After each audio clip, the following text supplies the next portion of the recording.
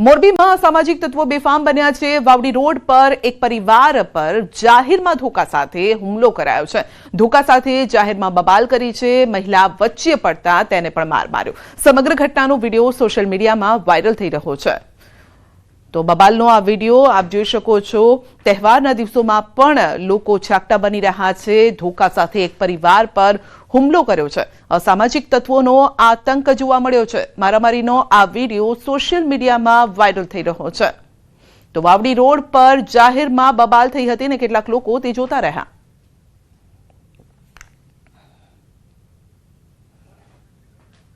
તો મારામારીનો આ video social મીડિયામાં વાયરલ થઈ રહ્યો છે। મોરબીનો આ વિડિયો છે।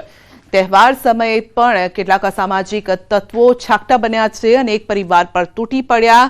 ધોકા પાઇપ વડે હુમલો કરાયો હતો। આસપાસના લોકો પણ આ તમાશો જોતા રહ્યા। કોઈ તેમને બચાવવા ન પહોંચ્યું। વડોદરામાં તહેવાર ટાણે જાહેરમાં મારામારી। ગોરવા વિસ્તારના એક મોલ પાસે થઈ બબાલ। કાર ચાલકે એક યુવકને ધક્કે ચઢાવ્યો। ધક્કો મારી ડિવાઈડર પર પાડી દીધો। વિડીયો વાયરલ થતા જ પોલીસે ક્રિશ મખીજાને ઝડપી પાડ્યો છે અને પોલીસે ધરપકડ કરતા જ બધી ટણી ઉતરી ગઈ હતી। બે કાન પકડીને કહ્યું કે મારી ભૂલ થઈ ગઈ છે અને હવેથી આમ નહીં થાય।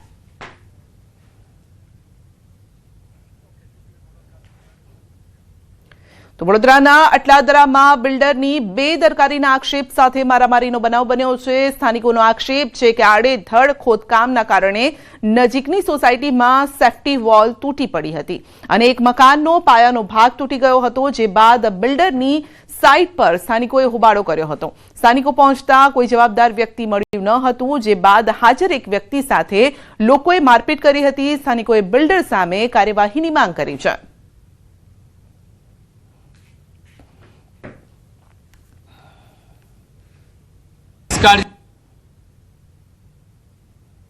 કાળજીને કારણે આ ઘટના ઘટી।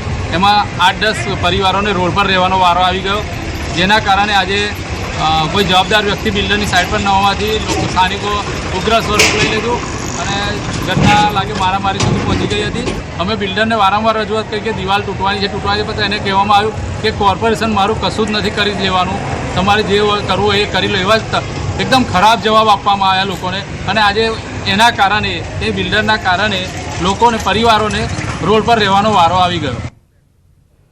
દાહોદમાં એક અસ્થિર મગજના યુવકે ભારે કરી હતી। શહેરના ઠક્કર ફળિયા વિસ્તાર નજીક ઓવરબ્રિજની સામે આવેલા 60 ફૂટ ઊંચા એક વીજ પોલ પર એક અસ્થિર મગજનો યુવક ચડી ગયો।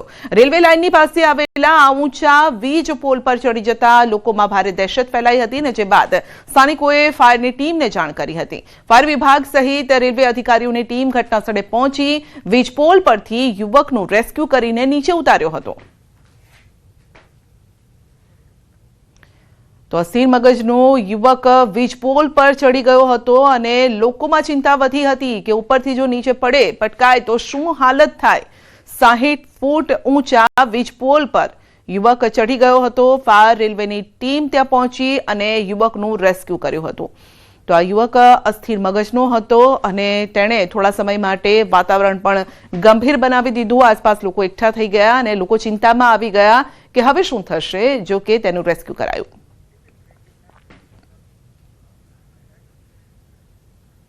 સુરતના યોગી ચોક પાસે આવેલી પાણીની ટાંકી પર નાના બાળકો ચડી ગયા। પાણીની ટાંકીમાં પતંગ ફસાયેલો હોવાથી બાળકો ટાંકી પર ચડી ગયા। બાળકોનો વિડીયો કોઈએ ઉતારી લીધો અને બાળકોનો જોખમી વિડીયો હાલ સોશિયલ મીડિયામાં વાયરલ થઈ રહ્યો છે। અહીં સવાલ એ છે કે બાળકોને પાણીની ટાંકી પર જવાની પરવાનગી કોણે આપી? જો બાળકો ઉપરથી પડી ગયા હોત તો પછી જવાબદાર કોણ હોત? કારણ કે સામાન્ય રીતે પાણીની ટાંકી જે જવાનો રસ્તો હોય છે તે પણ ત્યાં લોક કરેલું હોય છે। તો બાળકો ત્યાં પહોંચ્યા કેવી રીતે? અને ફક્ત આ પતંગની લાલચમાં લોકો ટાંકી પર આ જે બાળકો છે ટાંકી પર ચડી ગયા અને તેમને જોવાવાળું પણ કોઈ ન હતું।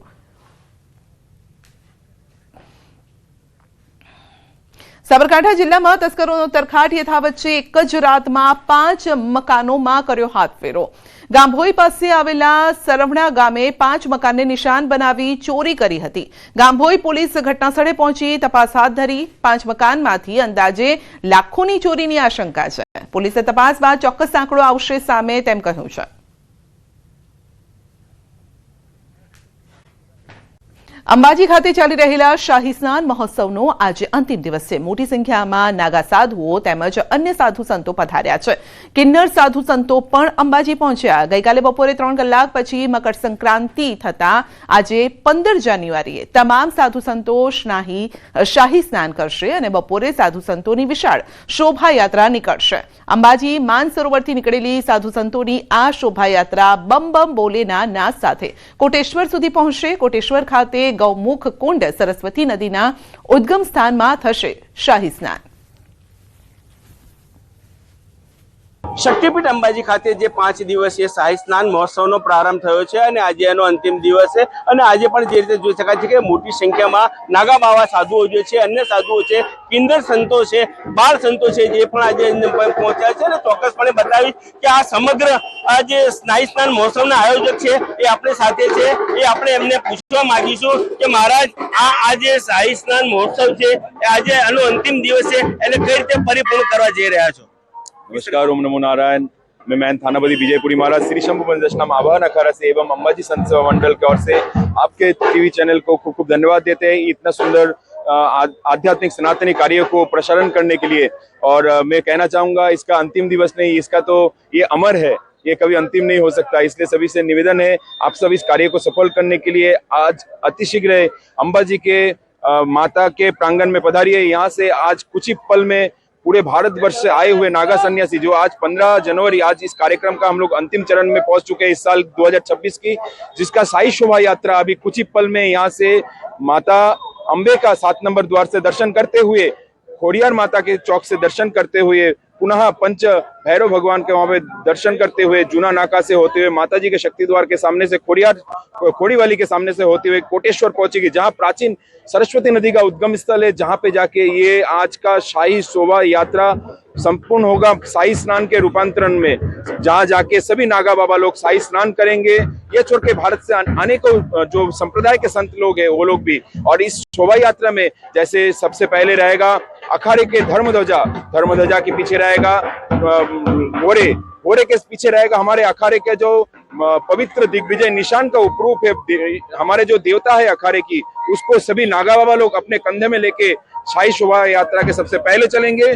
तत्पश्चात जितने भी अन्य संत है वो सब उनके साथ साथ चलेंगे। तत्पश्चात उनके पीछे जो बड़े बड़े मठाधीश, महामंडलेश्वर, श्री महंत अखाड़े के रमता पंच, शंभु पंच इत्यादि रथ में बैठेंगे। और इस तत्पश्चात कई सारे ट्रैक्टर किए गए हैं जिसमें सोफा व्यवस्था किया, जिसमें बैठ के अनेक मठाधीश महंत लोग चल के जाएंगे। और आज की गाजे बाजे के साथ, डीजे ढोल नगाड़े के साथ एक शोभा यात्रा हमारे चलने जा रही है। ओम नमो नारायण। महाराज जिस तरह से जैसे कि ये जो शाही स्नान है तो ये उत्तरायण को मनाया जाता है, 14 जनवरी को मनाया जाता है, आज ये 15 जनवरी को क्यों, क्या बीज रीजन है? आज इसका विशेष ये कारण था, जो स्नान ये सुबह के समय ठीक लगता है तो, और व्यवस्था को ये बड़ी एक शोभा यात्रा को ये 5